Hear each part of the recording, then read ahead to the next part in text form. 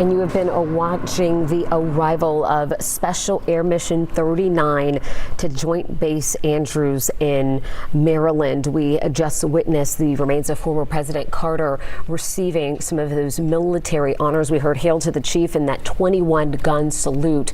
We know members of the family, along with close personal friends, traveled here on Special Air Mission 39 to continue paying tribute and honor to the nation's 39th president. As the honors and services continue in Washington, D.C., we see that hearse taking off or about to depart right now from Joint Base Andrews, and we know that coming next will be a funeral procession and an arrival of the family of Mr. Carter at the U.S. Navy Memorial for what will be a transfer ceremony and funeral procession up to the U.S. Capitol. That'll be around 3:30. And again, we've been saying all day long, they did have to push back the schedule a little bit because of the weather conditions in Washington, D.C., but everything else is running on time. You know, you'd say with military precision. We did expect for this departure to take place at 2:45, and here we are right there on the nose with them taking off and heading to the next stage of the services and honors in the nation's capital. Yeah, that's right. And you know, as they make that journey and they stop for the Naval Memorial, so this is a procession to the U.S. Capitol. From there, it's going to be a horse-drawn caisson, or some folks would refer to it as a horse-drawn carriage. It's been going on for decades here in the United States, and this actually represents the nation's gratitude for President Carter's leadership and service, and it's a reminder of the unity and respect that we all owe to those who dedicate their lives for the greater good. So the greater good would be for those of us here in the United States, and not just for the former president, but for any other dignitary they would give that same type of ceremony and right to as well. Well, you know, the funeral procession will include a military honor cordon lining Pennsylvania and Constitution Avenues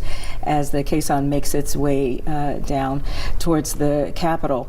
And what will be very significant is that the family members will walk a portion of that funeral procession in honor of what President Carter did during his inauguration. He was the first, he and Rosalind were the first presidential couple to walk a portion of the inaugural route during the parade. And you know, that had not been seen before, but here again, evidence of a man who wanted to connect with the people as much as possible. And we understand from the telling of that story that it caught so many people by surprise. Broadcasters, not the least of whom the Secret Service. Exactly, Secret Service members. Nobody was ready, and now it's something that's just built in. It's expected now, and we see it from every president during those inauguration ceremonies, and we're likely to see it again in just a couple of days as President-elect Donald Trump is set to have his inauguration. I also want to go back, Ron. We were talking about the memorial